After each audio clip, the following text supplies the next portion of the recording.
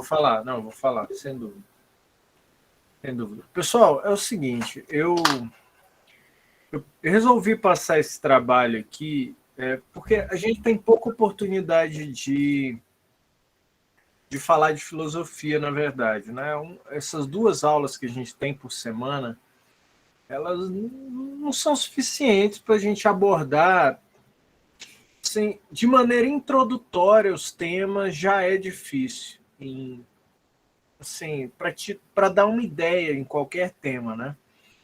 Então, eu achei que, de alguma maneira, a forma como eu abordei Kant, mesmo tendo feito um pouco uma aula extra, era um pouco insuficiente.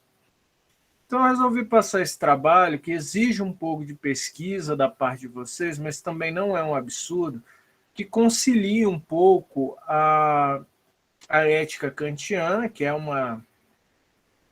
Eu acho que eu disse isso na aula, assim, a ética mais avançada que a gente tem em termos filosóficos, né? Uma das mais produtivas, a gente pode dizer assim, né? Mais determinadas, e com um tema jurídico importante e influente no Brasil, que é a teoria pura do direito do Kelsen. Né? Muita gente costuma falar assim, isso é um senso comum da academia, talvez vocês escutem tanto quanto eu escutei, né? Falando, Kelsen foi muito influenciado por Kant. Se você pegar o livro da Teoria Pura do Direito, eu posso colocar para vocês uma versão em PDF que eu tenho. Realmente existem muitas citações do Kant na obra do Kelsen. Né? Como eu disse, eu vou até fazer uma explicação disso, pode ajudar vocês no trabalho.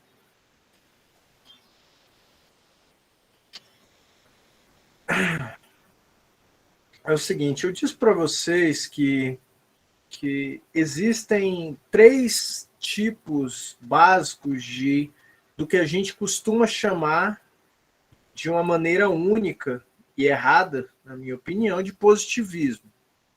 Positivismo tem o positivismo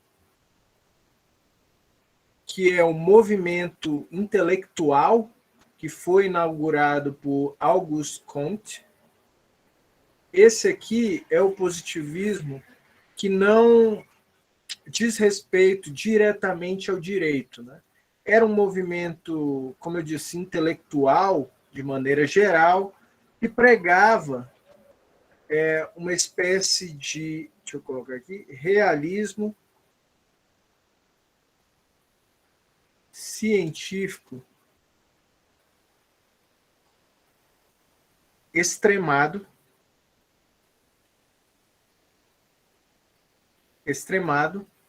e a submissão, a gente pode colocar nesses termos, submissão de todos os campos do saber ao jugo dos padrões científicos. Quais eram os padrões da ciência para a visão positivista? Era basicamente o método da observação. O cientista ele é um observador da natureza. Esse é o método do positivismo, enquanto esse movimento intelectual inaugurado por Auguste Comte. Né? Auguste Comte é uma personalidade intelectual sim, extremamente relevante a despeito da falência desse movimento que ele inaugurou. Né? Ele é considerado, por exemplo, o pai da sociologia. Né? O positivismo que a gente considera, quando a gente está falando de direito, em geral, é um positivismo que é diferente desse. Né? Então, o positivismo jurídico, ele não tem uma relação direta com esse tipo de positivismo aqui. ele está apenas em oposição ao naturalismo.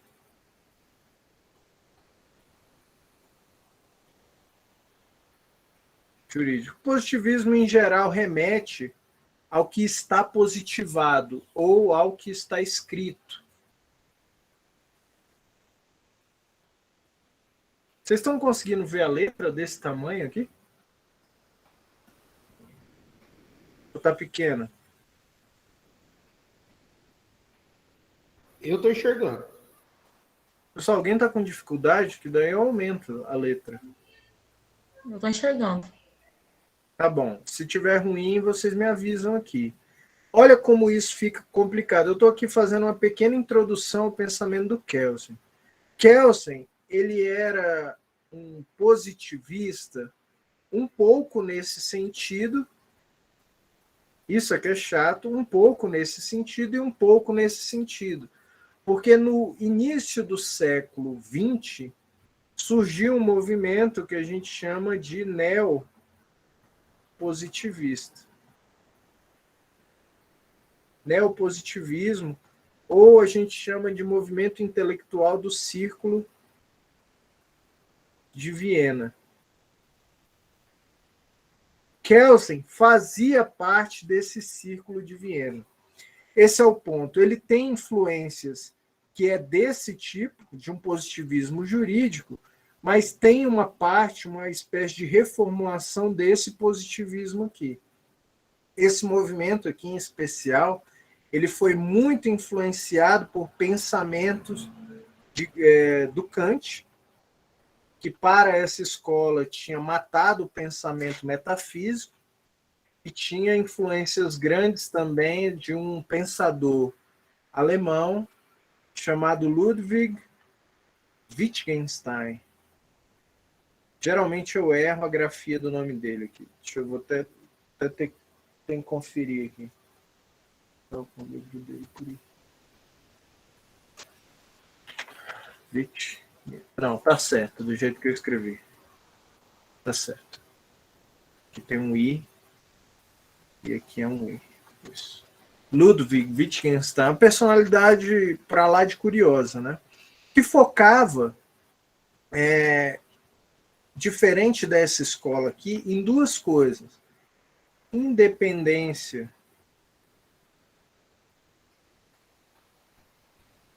científica, lógica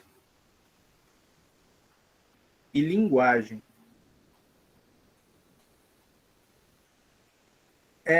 Só para colocar as diferenças, como esses aspectos são influentes, né? Para a escola originária do positivismo, a filosofia ela tinha que deixar de existir e se submeter ao método científico. Então não existiria filosofia da maneira como eu expliquei para vocês. E o motivo era muito simples, porque para o positivismo, dessa maneira antiga, a gente está chamando de positivismo originário, o único conhecimento legítimo, a única coisa que a gente poderia chamar de conhecimento de fato, era o conhecimento produzido pela ciência. Então, o que a gente chama de filosofia, para o positivismo originário, era pura bobagem. Né? Era uma loucura, devaneios, não tinha a ver com conhecimento. Né? Já para a escola neopositivista, a filosofia até tinha uma razão de existir, mas ela tinha que mudar o foco da sua análise e começar a analisar mais a linguagem, analisar mais a lógica. Então, foi aqui, inclusive, né, dentro desse neopositivismo, ou aqui também tem 3 nomes, né? Movimento Filosófico do Círculo de Viena, neopositivismo ou positivismo lógico. Vários nomes. Lógico. Kelsen, que é um filósofo que vai acompanhar vocês por muito tempo, pelo menos de maneira implícita, ele era dessa escola aqui, da escola do positivismo lógico. ou do Círculo de Viena, muito influenciada por Kant e por Wittgenstein. Agora, a maneira como a gente escuta essa explicação, não, Kant era muito influenciou muito o pensamento kelseniano. Na minha visão, essa maneira como eles colocam é muito vaga. Não faz muito sentido e, na maioria das vezes, não desenvolve o que realmente Kant influenciou o pensamento kelseniano. É verdade que Kant influenciou o pensamento de Kelsen na teoria pura do direito, mas não é evidente a maneira como as pessoas colocam. Então era isso, nesse trabalho, é isso que eu quero que vocês destaquem. Por quê? Qual é o aspecto central da ética kantiana? O aspecto central é uma coisa, uma palavra, o dever. Dever. Muita gente chama a ética kantiana, na verdade é isso que a gente vê na maioria dos manuais, como deontologia. Deontologia. Aí vocês vão me perguntar assim, tá, professor, mas por que Kant faz dessa maneira? Eu quero mostrar para vocês aqui brevemente. Olha. A ética, eu vou repetir aqui, e isso já dá mais ou menos o tom que o trabalho de vocês tem que ter. Vocês estão me acompanhando aqui? Estão conseguindo me acompanhar? Sim, professor. Sim. Tá ótimo. Sim.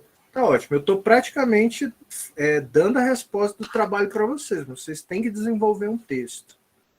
Tem que desenvolver. É o seguinte, a ética, ela já teve muitos fundamentos. A história da ética, desde a antiguidade, já teve muitos fundamentos. A gente já teve fundamento divino, era, digamos, a especialidade dos medievais, era tentar buscar uma ética baseada nos mandamentos divinos, seja ele Alá ou Deus cristão. A gente já teve sentimentos morais, digo a gente até a época do Kant, né? Sentimentos morais, empatia, já teve a completa falta de empatia como um fundamento ético. Por exemplo, os estoicos, né, eles acreditavam que a ética ela só começava a entrar em jogo a partir do momento em que você tinha pura capacidade de ignorar seus sentimentos, assim, o máximo disso. Né? Era essa visão estoica. Né? E Kant, ele pensava que todos esses fundamentos da ética, seja ele a felicidade, por exemplo, pegar o caso que é mais famoso do Aristóteles, né, a busca da felicidade, eram fundamentos que não mereciam ser uma base ética por um motivo muito simples. Os fundamentos,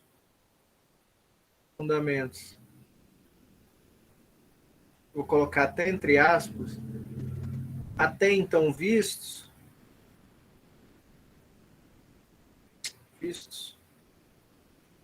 não poderiam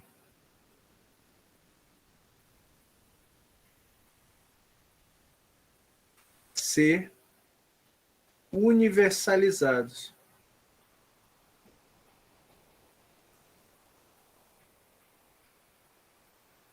Vocês já escutaram essa palavra aqui, universalizados, quando eu falei da ciência, vocês lembram? Kant, ele é o filósofo da universalização, ele quer que todo tipo de conhecimento e também a ética, ela seja capaz de valer no Brasil e valer na China também. Não existe esse negócio de ética de um determinado lugar. Ética para o Kant só faz sentido você fazer um debate ético se você é capaz de pegar aquele fundamento ético ou aquele mandamento ético e universalizar. E a gente sabe que se a gente for pelos costumes dos povos ou mesmo os sentimentos pessoais, a gente não vai conseguir universalizar. Por quê? Porque as pessoas têm sentimentos diferentes, né? Kant, inclusive, na Fundamentação Metafísica dos Costumes, ele fala diretamente do fundamento aristotélico da felicidade, né? Da eudemonia. Esse fundamento aristotélico que eu menciono, ele é enunciado no livro de ética mais famoso que existe, né? Ética Nicômaco. Então, Kant fala o seguinte, olha, os imperativos da sagacidade, quando coincidiram totalmente com os da habilidade, seriam igualmente analíticos se fosse igualmente fácil dar à felicidade um determinado conceito. Ou seja, o que é felicidade? Para Kant é difícil você dizer. Poder-se-ia dizer que, aqui como ali, quem quer o fim, quer também, necessariamente conforme a razão, os únicos meios para que isso estão em seu poder. Mas, infelizmente, o conceito de felicidade é tão indeterminado que, ainda que todo homem a queira alcançar, jamais ele pode dizer ao certo e de acordo consigo mesmo o que propriamente seja e quer. A causa disso é que todos os elementos que pertencem ao conceito de felicidade são totalmente empíricos, isto é, são extraídos da experiência. Mesmo que para a ideia de felicidade se exija um todo absoluto, um máximo de bem-estar em seu estado presente ou em estado futuro. Ora, é impossível que um ser, mesmo mais perspicaz e ao mesmo tempo mais poderoso, se for finito, possa fazer ideia exata do que propriamente quer. Ou seja, você guiar a ética pela felicidade para Kant não vai dar em nada, não pode ser universalizado. Então, Kant, ele percebe, de certa maneira, que a única coisa que você pode colocar no centro de um debate ético é o dever. Veja, Kant, ele admite que muitas pessoas, né, para a ética que ele vai enunciar, agem de acordo com um certo dever. Mas agir eticamente para Kant, agir eticamente para Kant é agir conforme o dever. Vou grifar essa palavra aqui. E pelo dever.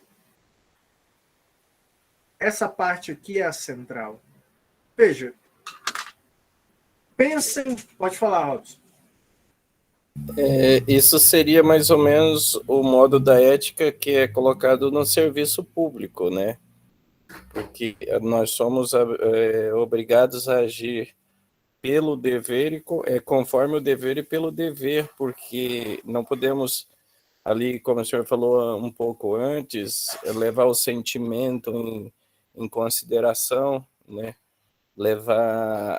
Temos que fazer o que tem que fazer, independente de quem e de qualquer sentimento, né? Eu acho que o serviço público, ele utiliza esse conceito kantiano de ética.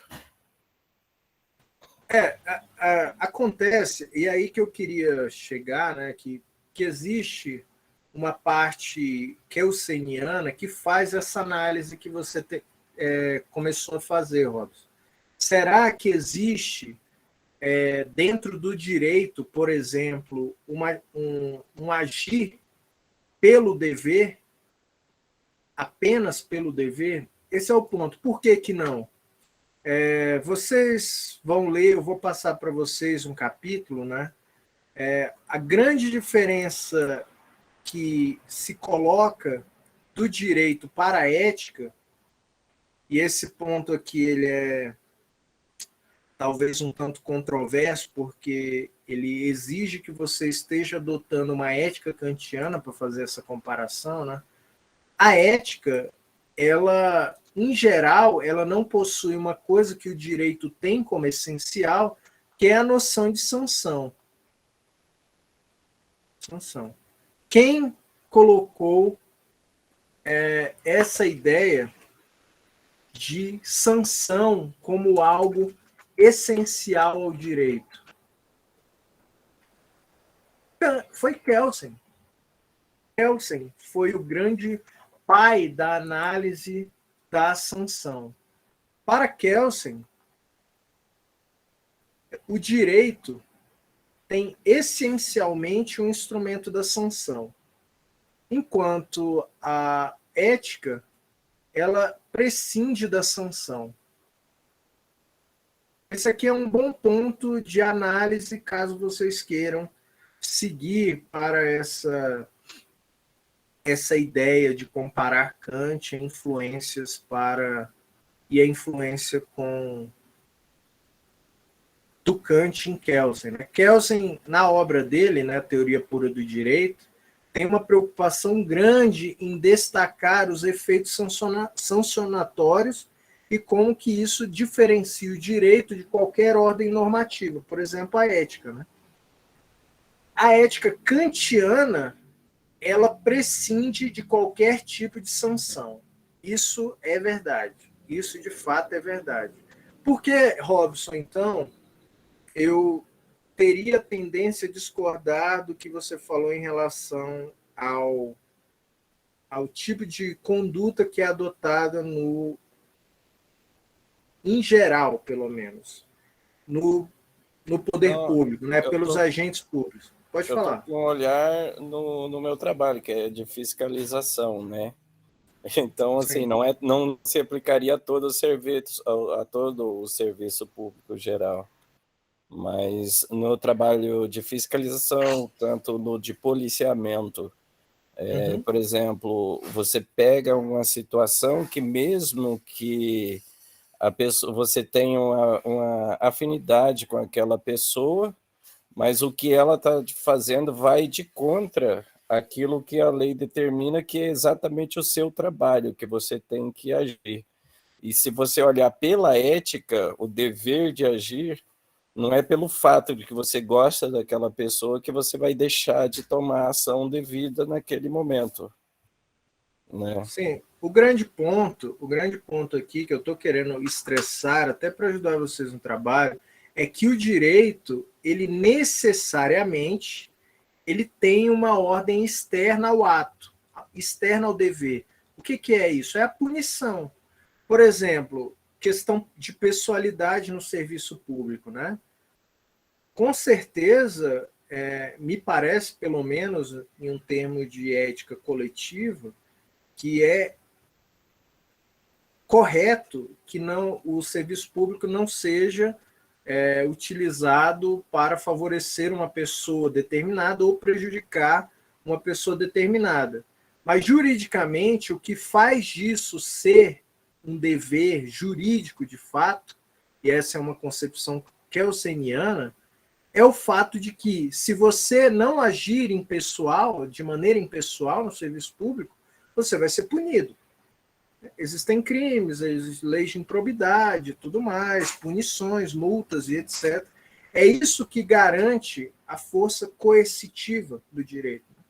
A ética, principalmente a ética kantiana, a tentativa dela é de se desprender desse tipo de coisa. É agir pelo dever, conforme o dever e pelo dever, pura e simplesmente. Pura e simplesmente. Agora, o que vocês devem estar se perguntando, eu já vou voltar para o Kelsen de novo. O que vocês devem estar se perguntando nesse momento é como que Kant faz isso? Como é que ele destaca certas ordens ou certos mandamentos éticos que são pelo dever e conforme o dever ao mesmo tempo? Né? Simplesmente pelo dever. Né?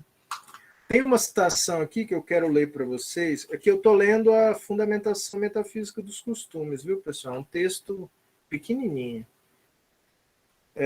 Kant fala o seguinte, sobre as ações que são pelo dever. prescindirei aqui de todas aquelas ações que são logo reconhecidas como contrárias ao dever, ainda que possam ser úteis nesse ou naquele aspecto, pois nelas nem sequer se põe a questão de saber se foram praticadas por dever, visto que os contradizem. Também porei de lado as ações que são verdadeiramente conformes ao dever, mas para as quais os homens não sentem imediatamente nenhuma inclinação, embora as pratiquem, porque a tal são impelidos por outra tendência. Qual é essa outra tendência, Robson? Essa tendência, por exemplo, é que o direito impõe. Digamos, o direito não está ligando se você quer agir pelo dever, né? Se você está agindo porque tem medo da punição ou não, né? Essa é uma grande maneira de diferenciar a ética do direito, né? Porque o direito não está interessado um pouco na sua ordem interna. O direito ele quer saber da ação, do que você faz diretamente, né? Porque é isso que vai ser julgado, de fato, punido ou não. Então, essa outra tendência que ele está falando é realmente premiações ou punições, né? Coisas típicas do direito, coisas típicas do direito, né? Pois é fácil, então, estou continuando a leitura, distinguir se a ação conforme ao dever foi praticada por dever ou com intenção egoísta. Bem mais difícil de notar é essa distinção quando a ação é concorde ao dever e o sujeito, além disso, é impelido a ela por outra inclinação imediata. Aqui, então, tem uma certa questão nebulosa. Veja, algumas ações, como o Robson falou, né? Os funcionários públicos, às vezes, eles podem, de fato, agir pelo dever, né? Mas como que você vai destacar isso? Como que você entende isso? Veja, para Kant, os imperativos, né, ou as ordens éticas, eles se dividem em hipotéticos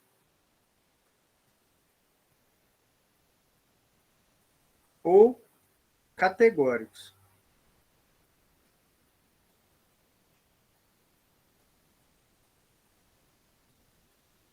Veja, os hipotéticos, eles são aqueles que são feitos para atingir um determinado objetivo. Por exemplo, agir de maneira impessoal no serviço público para não ser punido. A pessoa que age por um imperativo hipotético dessa maneira, ela não está agindo pelo dever simplesmente, mas para atingir um determinado objetivo, qual seja, não ser punido. Os imperativos categóricos, por sua vez, eles não têm a missão de atingir qualquer objetivo. Esse é o ponto. Esse é o ponto. Deixa eu colocar aqui.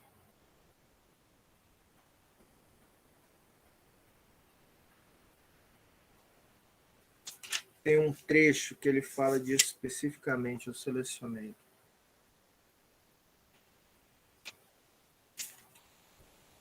Página 51. Olha, quando penso um imperativo hipotético em geral, de antemão não sei o que ele poderá conter. Só o saberei quando me for dada sua condição. Mas quando imagino o imperativo categórico, sei imediatamente o que ele contém, pois, não contendo o imperativo além da lei, senão a da necessidade máxima da máxima que manda se conformar com essa lei, e não contendo a lei nenhuma condição que a limite, nada mais resta senão a universalidade de uma lei em geral, a qual a máxima da ação deve ser conformidade esta que só o imperativo nos representa propriamente como necessária. Aqui vem uma definição de imperativo categórico. O imperativo categórico é, portanto, um só e é descrito da seguinte maneira: age segundo a máxima tal que possas ao mesmo tempo querer que ela se torne lei universal. Veja, existem diversas maneiras de você atingir, de você entender esse imperativo categórico. E desse imperativo categórico único, vou repetir, age de tal maneira que você pode querer que a máxima da tua ação se torne lei universal. Eu explico isso com um exemplo que Kant claramente concorda, que é a proibição de roubar.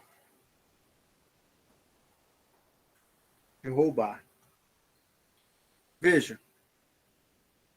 Oi, Marlúcia.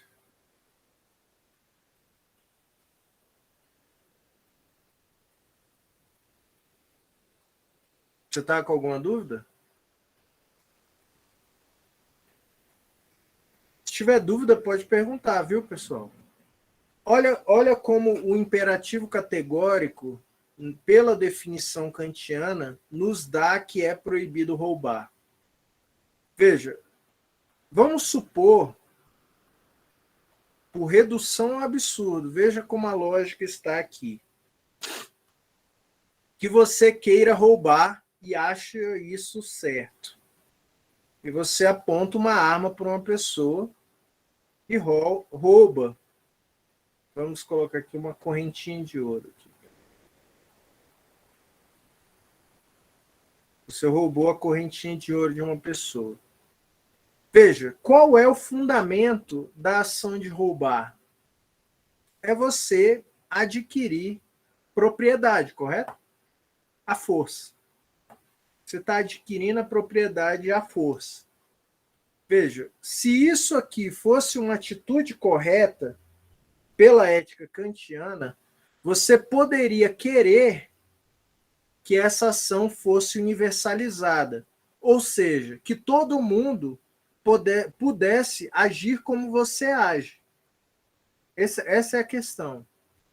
Veja, mas isso é contraditório com a sua vontade de ter patrimônio. Veja, de um lado, você rouba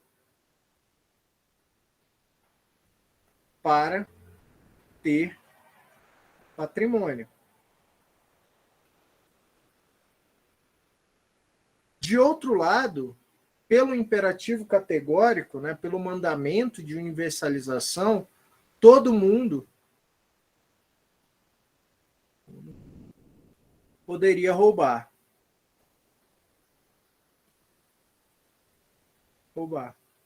Essas duas vontades, elas não são compatíveis.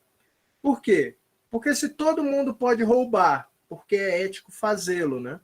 Você está fazendo um experimento de universalizar a sua ação. E você rouba para ter patrimônio, veja, se todo mundo pode roubar, acabou o patrimônio. Porque é autorizado roubar. Então, essa sua vontade de universalização da ação, ela é contraditória. Você não pode fazer isso. Logo, roubar é uma ação que tem que ser proibida, porque não pode ser universalizado, não é ético, pela vontade kantiana.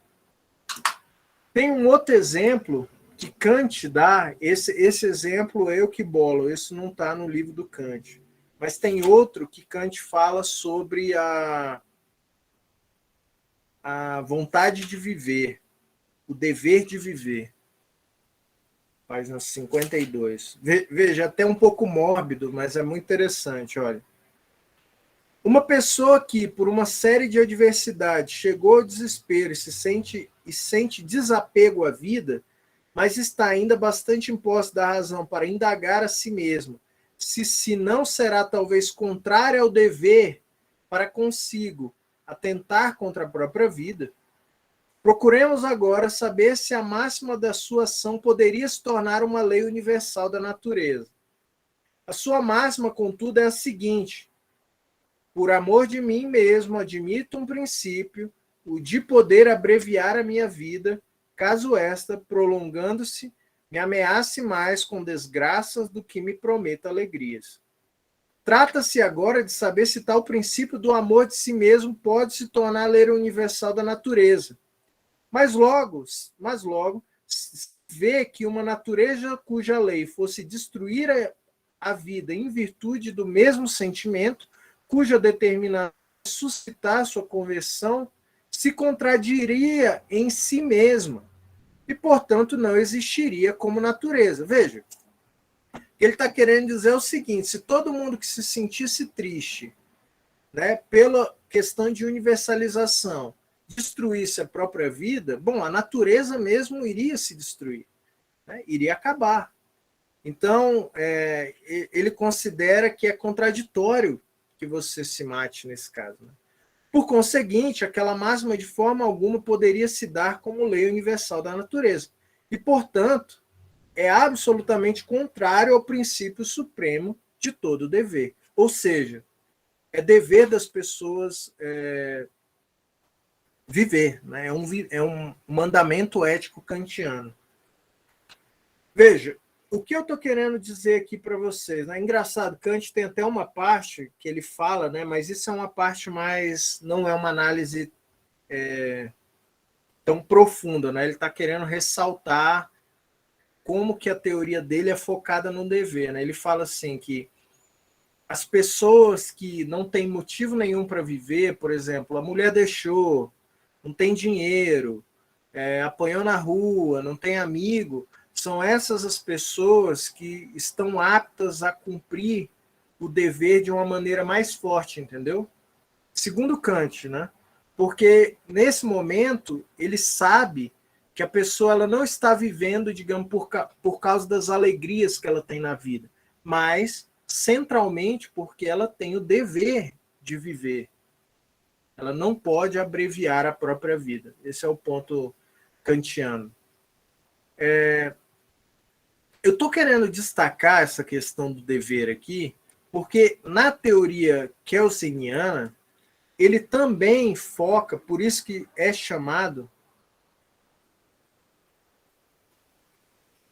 teoria pura do direito,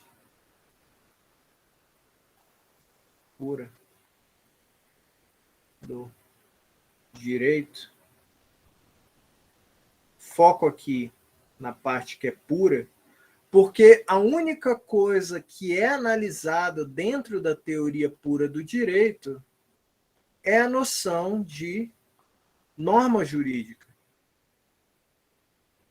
Norma jurídica.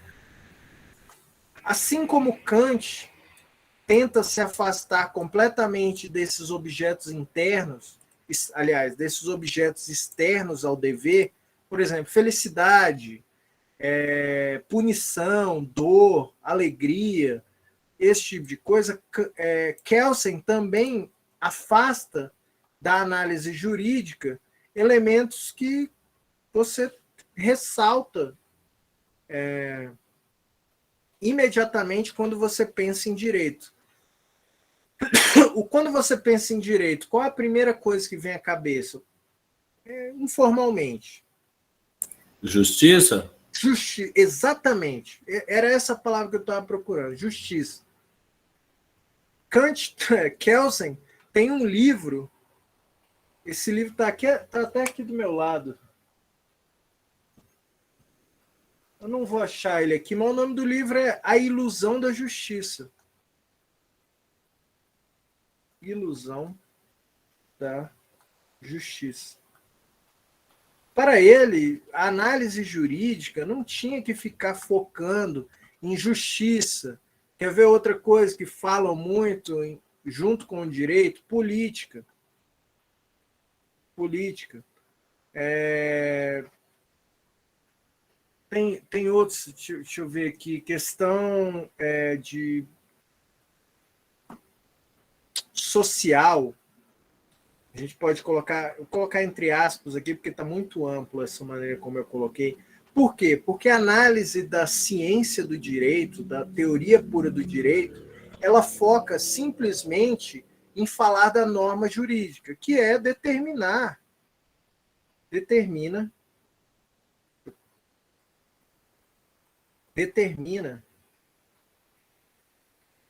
as obrigações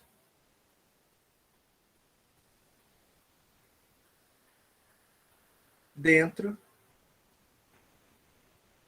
de uma determinada ordem.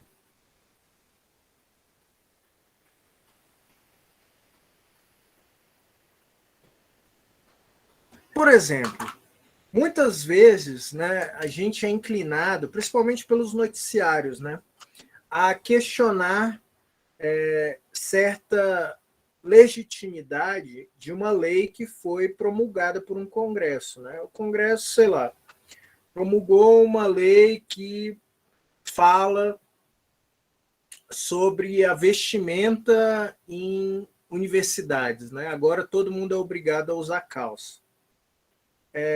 Geralmente a gente fala assim, faz uma análise assim, bom, mas esse processo deliberativo ele é injusto ou não faz sentido. Para Kelsen, uma hora que a norma foi posta ou ela foi positivada, daí vem positivismo, né? Ela foi promulgada e vale, ela tem que ser seguida e observada sobre esse prisma de que é uma norma jurídica. Pura e simplesmente. Pura e simplesmente. Por quê? Porque a análise do jurista, de fato, não é igual à análise do político. Não é igual à análise do sociólogo. O objeto da teoria pura do direito, e aqui é essa nas palavras do Kelsen, é a norma jurídica. Isso daqui parece ou não parece um pouco com o que Kant fala? A ética, ela não é para ficar observando esses aspectos que são exteriores ao dever. Tem que analisar o dever. Esse é o centro da análise da ética kantiana. A minha visão, a influência kelseniana, a influência kantiana em Kelsen é precisamente nessa parte. Porque Kelsen ele é muito restrito na análise jurídica ao pensamento do que é a norma jurídica. Eu selecionei aqui um trecho da teoria pura do direito. Eu vou passar a obra para vocês, o PDF. É bem fácil de achar, mas eu vou colocar para vocês. Ele fala o seguinte, vou colocar aqui. Nossa, tá horrível esse negócio. Copiar. Eu não estou conseguindo colocar. Eu vou só ler aqui para vocês, depois eu mando no grupo. Olha, ele fala isso no primeiro capítulo da teoria pura do direito. Quando a si própria se designa como pura teoria do direito, isto significa que ela se propõe a garantir um conhecimento apenas dirigido ao direito e excluir deste o conhecimento tudo quanto não pertence ao seu objeto, tudo quanto não se possa rigorosamente determinar como direito. Quer isto dizer que ela pretende libertar a ciência jurídica de todos os elementos que lhe são estranhos. Este é o princípio metodológico fundamental. Isto parece-nos algo de per si evidente.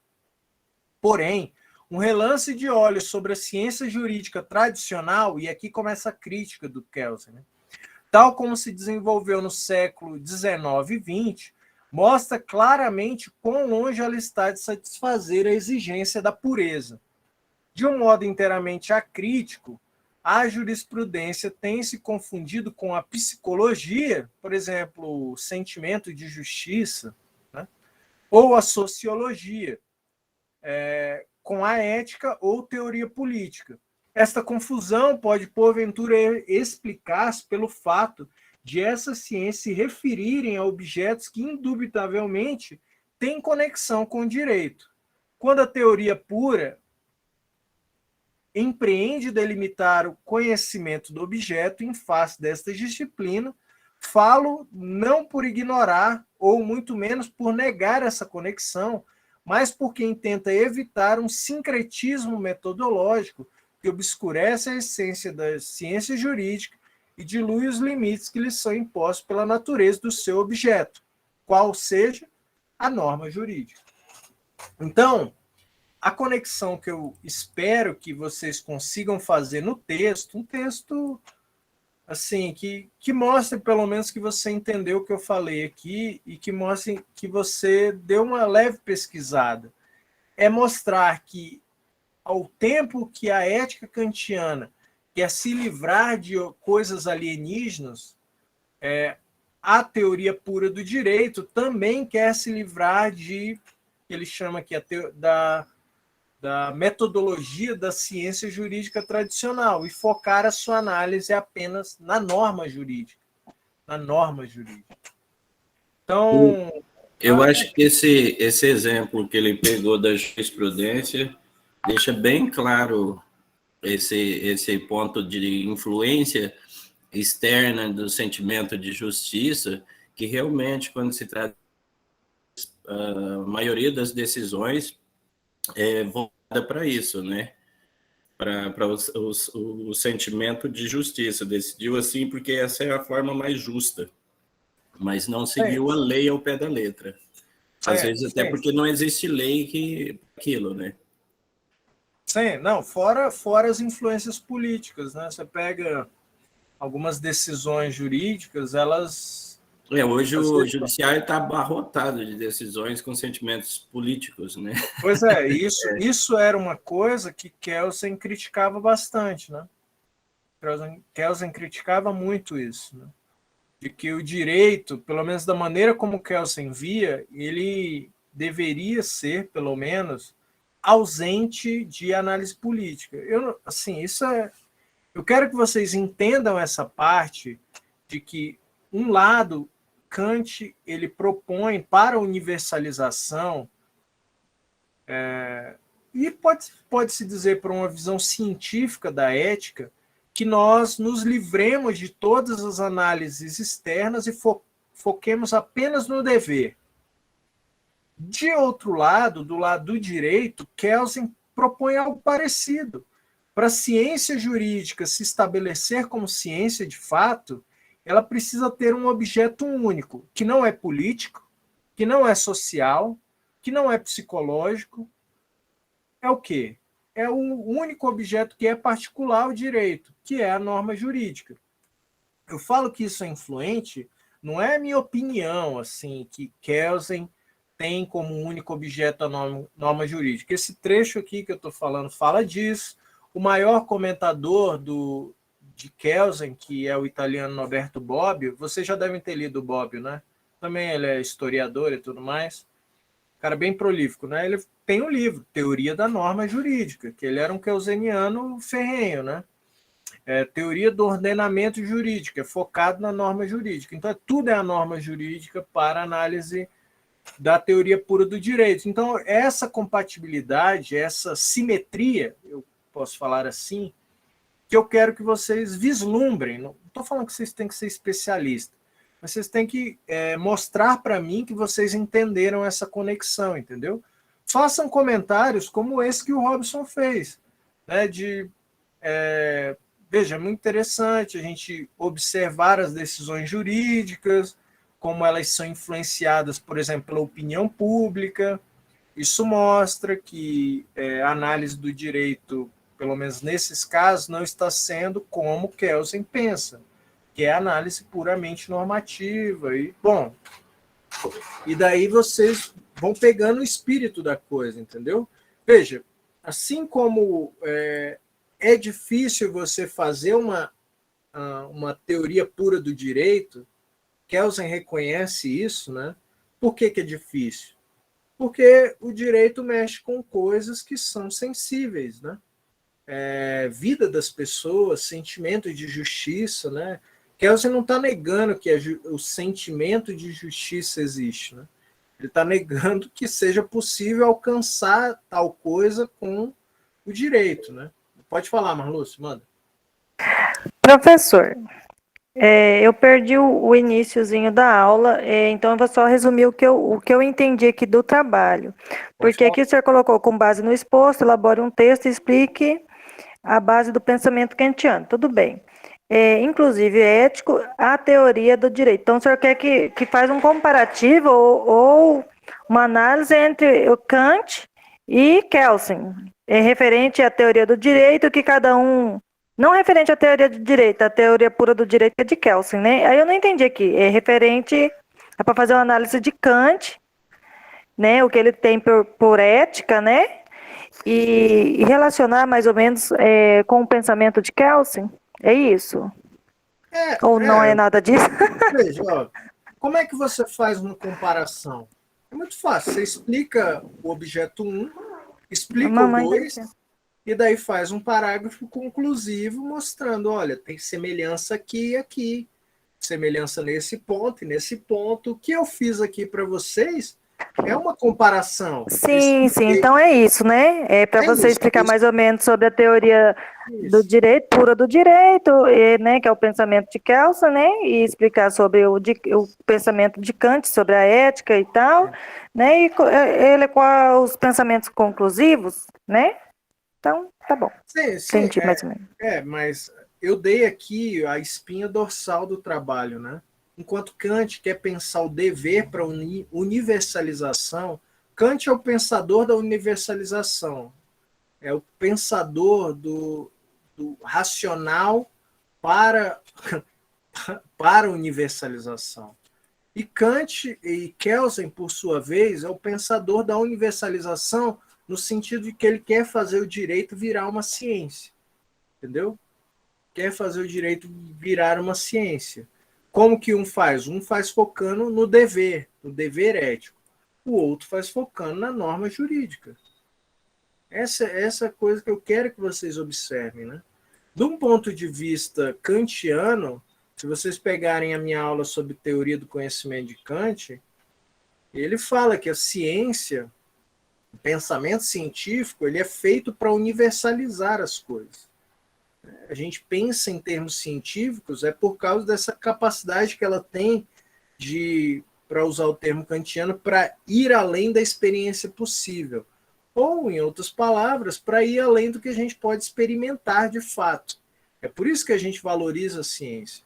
E ele quer que a ética seja dessa maneira, universal. Como que faz isso? Bom, pelo imperativo categórico, né? Tem essa parte que é técnica. Kelsen também quer que o direito se aproveite desses mandamentos científicos, né? A ciência estava florescendo na época dele. Como que ele faz isso? Propondo a teoria pura do direito, que ignora aspectos que não são normativos dentro do direito, né? Política, psicologia, social, justiça. Isso, para Kelsen, são elementos que estão fora do direito, da análise da ciência do direito. Tem conexão, mas estão fora da análise, ok? Não são essenciais. Vocês têm que estabelecer esse tipo de informação. Vai exigir uma pesquisazinha. Mas eu digo assim, um dia, se vocês pegarem para escrever esse trabalho, fazer uma pesquisa, ler o primeiro capítulo da teoria pura do direito, vocês já conseguem fazer esse trabalho, sim. Agora ficou 10, professor. Isso, agora entendi também. Porque a gente vendo lá só o que o senhor colocou, fiquei meio assim, agora entendi também. Tá legal? Pessoal, o tema da nossa aula hoje, o real, esse tema aqui é extremamente importante para a formação de vocês. Não me arrependo em nada de falar disso aqui, porque eu tenho certeza que não vai ter, sei lá, um mês durante o curso de vocês que vocês não vão escutar norma jurídica, não vão escutar o nome do Kelsen, teoria pura. Ele é uma figura marcante e retumba, principalmente no Brasil, não tenho dúvida, né? Eu estava falando, quando eu fiz o meu mestrado na USP, né, eu peguei uma aula do italiano. Daí ele deu uma aula, não falou do Norberto Bobbio um momento, né? Daí eu falei para ele assim, e os alunos que estavam na minha sala, eles até concordaram, né? Falaram, olha, é muito estranho chegar um italiano aqui no Brasil e não falar do Norberto Bobbio, que era italiano, né? Porque o Norberto Bobbio, ele é uma figura, assim, extremamente importante num curso de Direito. Se vocês ainda não leram Bobbio, já leram Bobbio? Ainda não? Eu não li. Sim, sim, partes. O Norberto Bobbio, né? Eu li para fazer o trabalho, li um pouco Tem 2 livros deles que o professor disponibilizou, eu li um pouco de um Tá, é pouquinho. Teoria da Norma e o Ordenamento Jurídico, é esse? É o Positivismo Tá.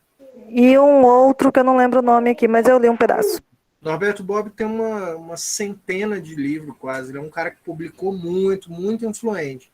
Então, eu tenho certeza que isso aqui vocês vão escutar durante o curso de vocês todinho. Então, o tema da nossa aula, propriamente, é...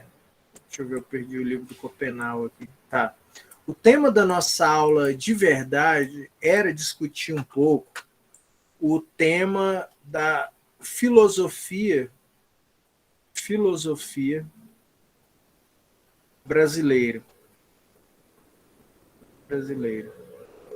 Existe tal coisa, talvez essa é a pergunta mais importante que a gente possa fazer, existe tal coisa como uma filosofia que a gente pode chamar de brasileira? Essa discussão é uma discussão muito recente dentro do Brasil e tem muito a ver, como a ementa do curso de vocês coloca, com um problema ligado quase a uma espécie de dependência mesmo e colonialismo brasileiro. Veja, peguem aqui outros elementos do conhecimento humano. Música. A gente pode falar que existe uma coisa chamada música brasileira? Eu acho que é quase unanimidade que a gente pode falar que sim, né? Pensem, música popular brasileira. É bastante brasileira, né? Eu acho que tem várias aí, professor. Pois é. Estou querendo pensar junto com vocês. Cinema brasileiro. A gente já tem uma coisa que a gente pode chamar de cinema brasileiro, né? Inclusive, às vezes é representado de maneira pitoresca e tudo mais, mas existe sim. Está engatinhando. A gente pensa assim, tem coisas boas. Cidade de Deus, Central do Brasil, esses são filmes que eu considero de alto nível, assim, são muito bons. Então, e eu digo assim, tem uma coisa que as pessoas, até quando estão lá fora, elas olham e falam, isso aqui é cinema brasileiro, parece cinema brasileiro. Entendeu? Nesse sentido de ter uma identidade, algo que marca aquilo como brasileiro. A gente fala, por exemplo, da língua brasileira, né? A gente fala português, mas os portugueses lá fora, eles se irritam, né? Porque quem é o representante da língua portuguesa no mundo? É o português brasileiro, não é o português de Portugal, né? Então, o Brasil, ele não só... Aqui eu aproprio um pouco as lições do Darcy Ribeiro, né? O brasileiro, em muitos aspectos culturais, e eu posso dizer, porque eu estou parafraseando um antropólogo, num aspecto antropológico, o Brasil ele conseguiu ultrapassar essa barreira da cópia e criou a sua própria identidade. Quem não conhece o que o Darcy Ribeiro fala, está perdendo, porque o Darcy Ribeiro é um cara muito interessante, né? Ele coloca assim, o Brasil ele se destaca em muitos aspectos, né? Eu falei, musical, na arte em geral, na própria maneira de se vestir e de falar, o brasileiro é único e tem identidade, né? E tem identidade. Mas a mesma coisa a gente não poderia falar, e essa é a piada que o Darcy Ribeiro faz, né? De outros países colonizados, né? E esse é o passo do colonialismo, né? Pensem, por exemplo, a Austrália. Qual a diferença de um australiano para um inglês? Bom, é puramente geográfico, né? Um está numa ilha que é cheia de sol e o outro está num país chuvoso, mas culturalmente até o sotaque é muito parecido, eles não têm uma identidade própria, né? Então, o Brasil ele conseguiu se formar em muitos aspectos da vida cultural como algo genuinamente único, brasileiro, a gente pode falar. O Brasil formou um povo, de fato. Né? Não é uma comunidade que está circunscrita a um espaço, a gente é um povo diferente. Logo, quando a gente pensa isso ao lado da filosofia, isso é incômodo, porque é um pouco unânime, e isso é um problema dentro da Academia Brasileira de Filosofia, que a gente não tem uma coisa que a gente pode falar e chamar de genuinamente filosofia brasileira. Não tem. Eu tive a oportunidade de estudar com o professor Pedro Gontijo aqui no Brasil, né, na UNB, e ele é um cara que pensa muito essa questão da legitimidade da filosofia brasileira e os motivos que nos levam ainda a adotar, pelo menos um modo de pensar que é muito ligado aos países colonizadores. Fazer uma filosofia muito parecida, ora muito parecida como os franceses fazem, ora muito parecida com o que os ingleses fazem. Então, de modo que muitas vezes parece, perdão, pessoal, muitas vezes parece que a gente ainda vive a independência, né, a independência brasileira, né, no campo da filosofia ainda não chegou. A grande questão que eu coloco, pelo menos, né, é como que a gente define, de fato, o que é uma filosofia brasileira. É possível a gente falar de uma filosofia de um país determinado? A gente não costuma falar, por exemplo, de matemática africana ou matemática chinesa, exceto se for em um aspecto histórico. Exceto. Né? Mas daí a gente não está fazendo matemática, a gente está estudando história da matemática. Então, esse é o primeiro ponto. Se a gente quer falar de uma filosofia brasileira, daquela maneira que a gente começou a pensar, filosofia como aquele questionar, aquele justificar, que tem lógica, que é feito para o debate. Faz sentido a gente pensar isso em termos de ser de algum país, exceto se for, claro, aplicando o critério espacial, ou mesmo de nacionalidade do filósofo,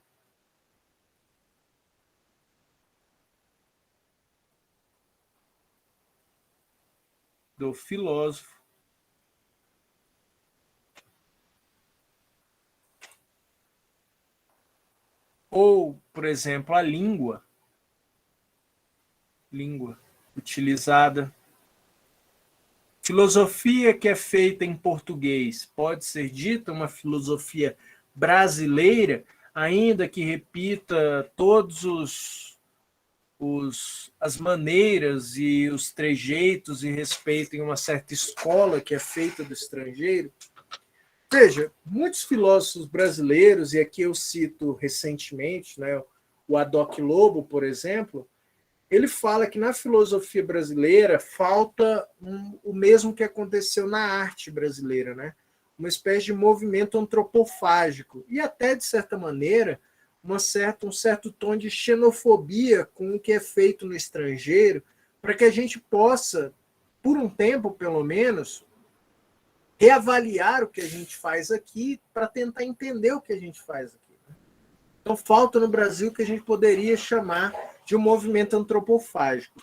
Historicamente, pelo menos, a gente sabe que o modo de fazer filosofia é muito influenciado pelo o movimento de criação da Universidade Brasileira. Né? A Universidade Brasileira, vocês talvez não estejam a par da história, mas os primeiros cursos que foram feitos no Brasil vieram com a família real, né? Então, fizeram o curso de Direito da USP e um no Recife, Direito e Medicina. Foram os dois que fizeram ao mesmo tempo, né? Então, essa academia que surgiu não era muito ligada ao que a gente poderia chamar de um pensamento filosófico. Mas o direito, claro, ela teve influência no que a gente pode chamar de pelo menos um embrião do que era o começo da filosofia feita no Brasil. Não uma filosofia brasileira, uma filosofia feita no Brasil. Tobias Barreto, por exemplo, era um advogado que aprendeu alemão sozinho no início do século XVIII, no início do século XIX, no Recife, e começou a estudar Kant, publicou diversos livros. Eu tive a oportunidade, que até para mostrar para vocês aqui, de comprar esses livros aqui, que são as obras completas do Tobias Barreto. Aí tem um livro dele só com estudos de filosofia aqui. É muito interessante ver as coisas que ele estava fazendo ali em 1800 e tanto, sozinho, no Nordeste brasileiro, estudando filosofia.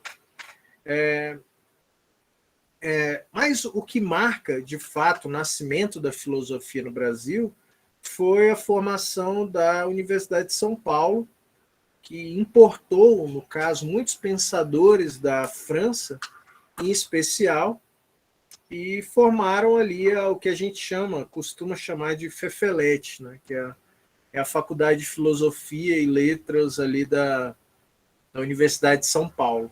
Aquela universidade, ela começou o que a gente poderia, pelo menos em tese, chamar de uma escola filosófica no Brasil.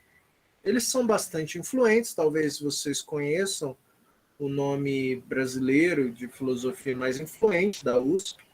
Quem que é? Alguém sabe? É ela, né? É uma mulher. Ela é bem famosa. A Marilena Chaui. Marilena Chaui é um grande nome da filosofia que veio ali daquela escola da USP, né?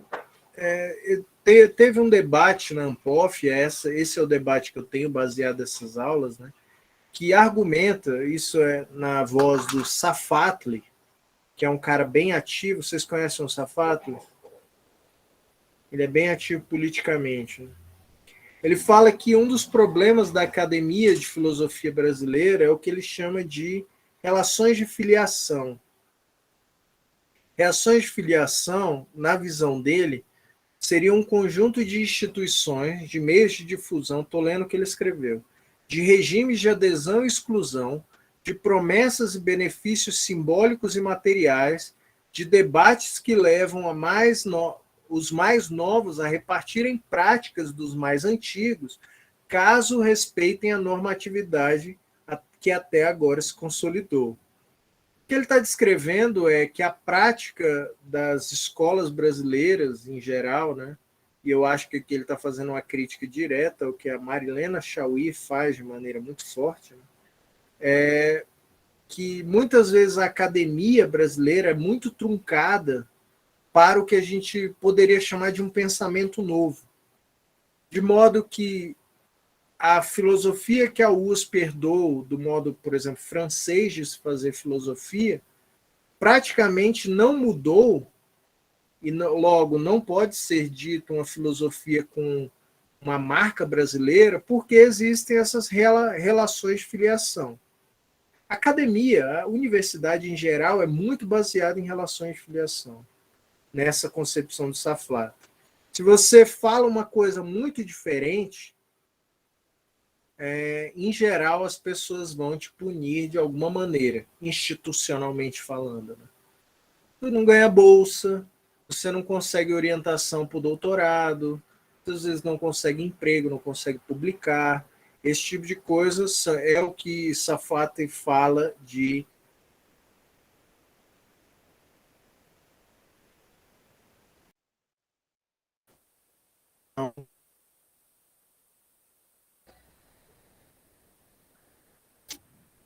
não poderíamos falar de filosofia. Pode falar, Silvério. Não, é que tinha travado aqui. Ah, não, tudo bem. Nós não poderíamos falar de uma filosofia dita brasileira, uma vez que a filosofia ela sempre esteve comprometida com o pensamento racional. Um tipo de pensamento que a gente gostaria, pelo menos, de dizer que era como a matemática, né? Algo que não depende de uma cultura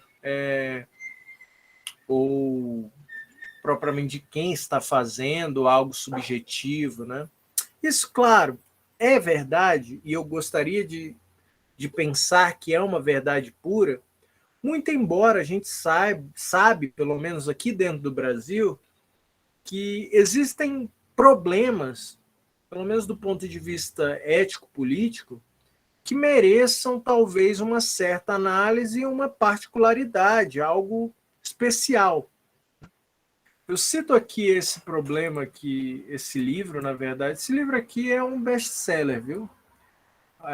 Eu não sei se vocês já ouviram falar, né, mas A Queda do Céu, do Schopenhauer, né, é um livro admiradíssimo lá fora, aqui no Brasil ainda é pouco lido, né, mas ele consegue, o livro do Schopenhauer, ele fez uma coisa no âmbito da filosofia, isso a partir dos problemas brasileiros, em especial problemas ambientais e talvez uma visão pouco, como é que eu poderia dizer isso?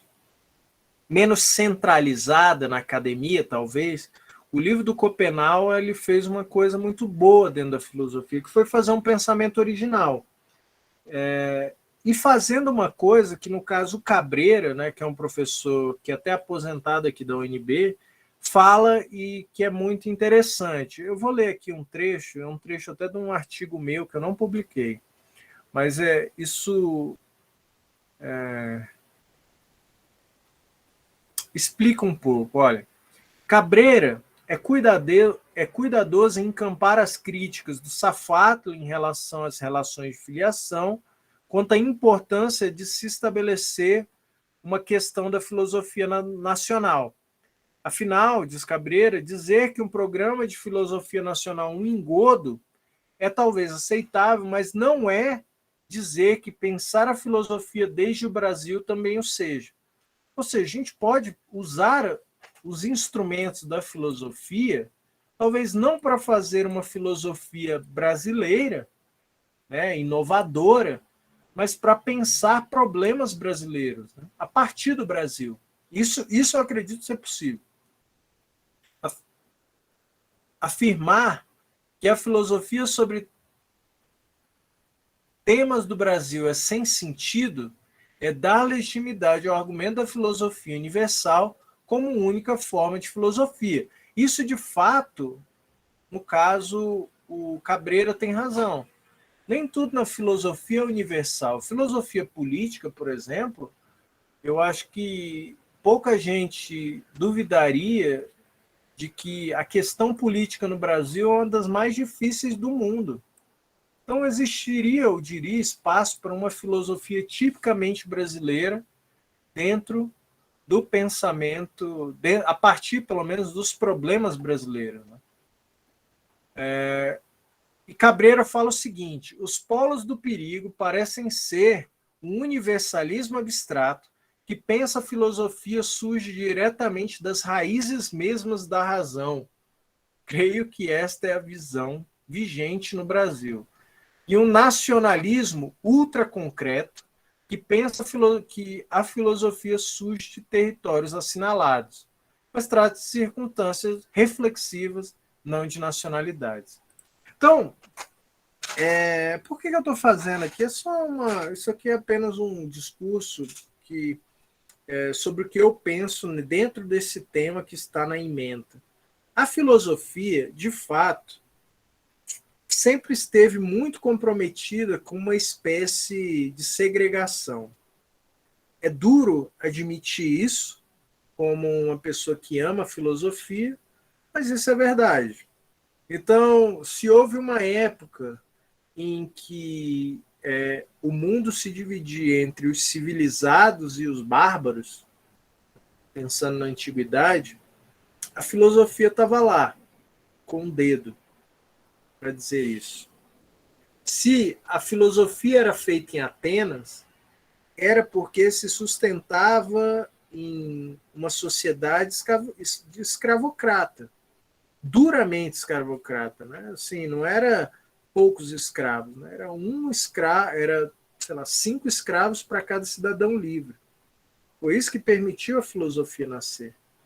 Se houve uma época em que o cristianismo, de fato, se consolidou como uma força política e intelectual capaz de censurar e modificar pensamentos, bom, a filosofia estava lá para mostrar que aquilo era possível, né?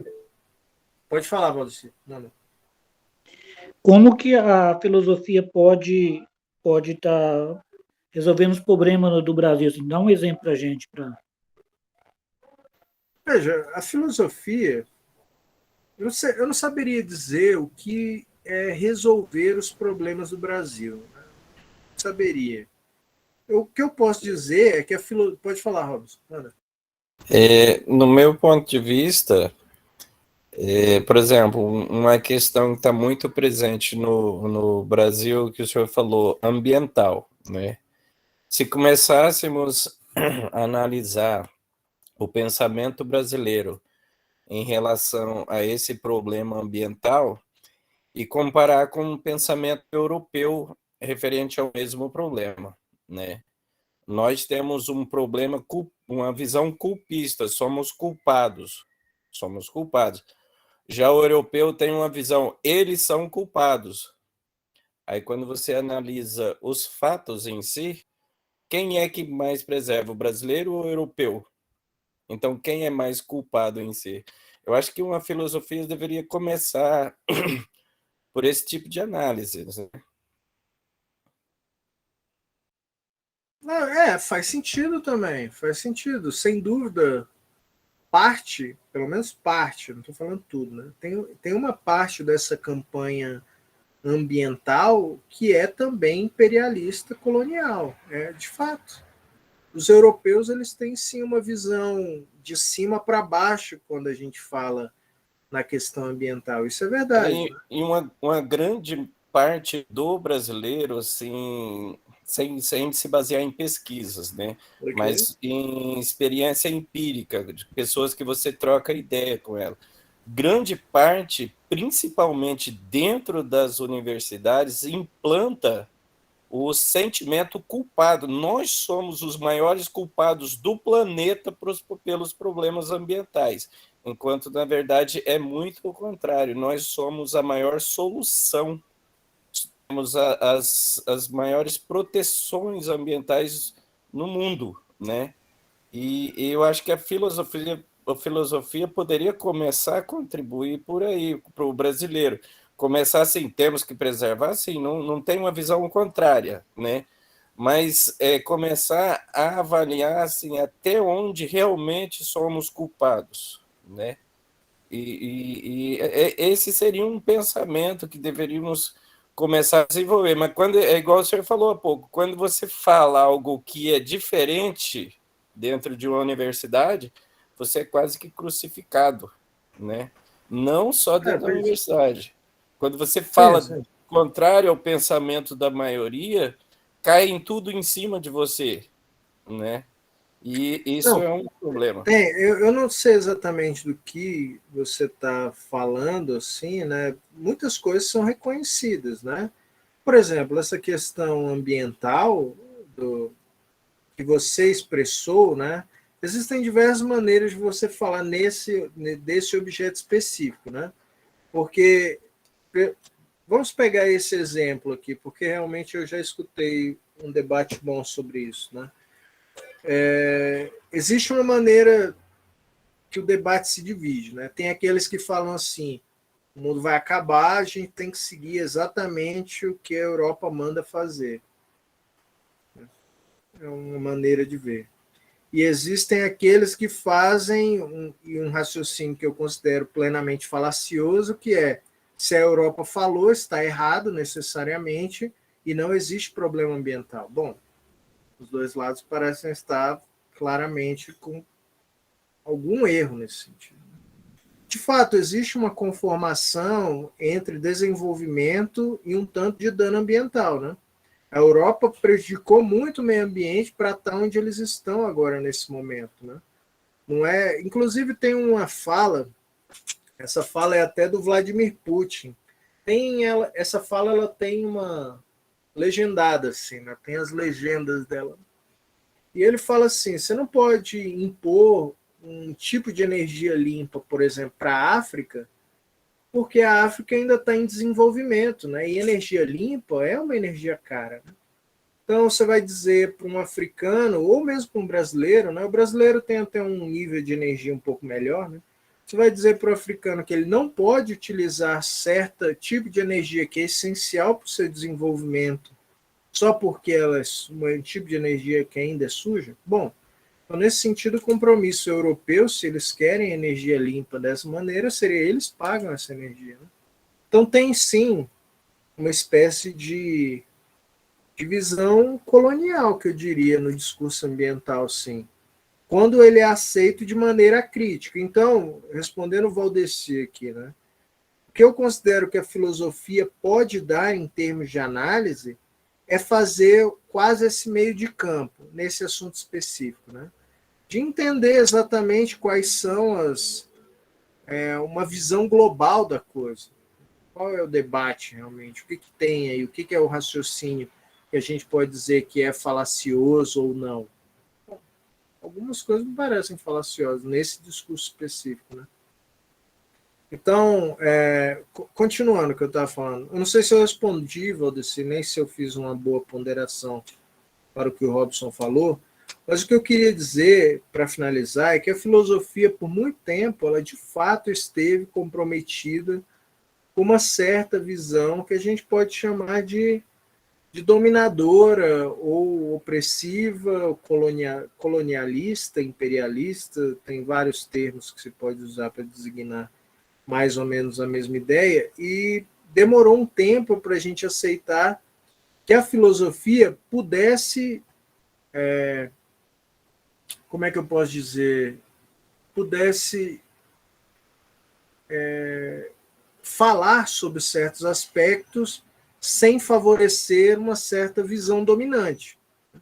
Então, esse livro do Schopenhauer, que eu considero um livro até marcante do ponto de vista editorial, ele é um livro que marca uma visão que a gente pode chamar hoje, eu chamaria hoje, de uma filosofia a partir do Brasil, pensada por um brasileiro de uma maneira genuína brasileira, né? Isso é conhecido dentro e fora do Brasil de uma maneira quase unânime. Isso quer dizer que toda filosofia tenha que ser desse tipo? Claramente não, né? Eu mesmo, nas minhas pesquisas, eu sigo uma maneira bem, assim, bem distante desse tipo de filosofia, né? Pensando principalmente na filosofia, no modo de fazer filosofia que o Newton da Costa, eu já falei deles aqui uma vez para vocês, acredito eu, Newton da Costa, faz, que é ligado à lógica, tem um pensamento, tipo de filosofia que se faz, que é mais ou menos do tipo científico, universal. Mas nem tudo na vida, nem tudo na filosofia é universal. Então é isso. Alguma questão, pessoal? Não sei se ficou claro. Isso aqui foi um discurso sobre filosofia no Brasil. Eu acho que deu para ter uma ideia, professor. Bacana. Esse debate é novo, extremamente complicado assim, do ponto de vista filosófico. A gente ainda está entendendo isso um pouco, sabe? O que é fazer filosofia no Brasil? Mesma coisa, vocês podem pensar o que é fazer direito no Brasil, né? É estudar as normas jurídicas brasileiras, né? Pode ser isso, né? As ciências, elas têm um objeto particular, assim, né?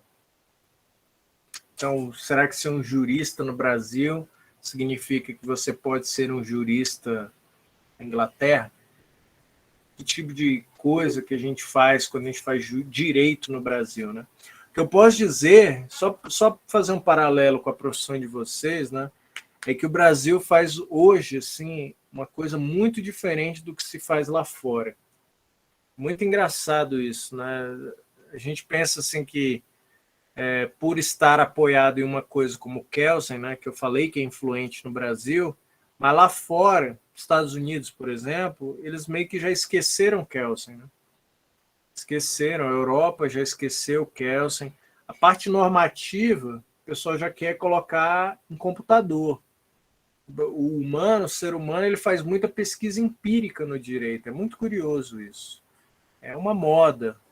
Se vocês têm uma visão de fazer alguma coisa lá fora, esqueça Kelsen e vai buscar alguma coisa mais relacionada com pesquisa empírica, que é que o pessoal quer muito. E o Brasil tem muito espaço para pesquisa empírica, né? Queria muitas coisas. Então, é isso, pessoal. Alguma dúvida?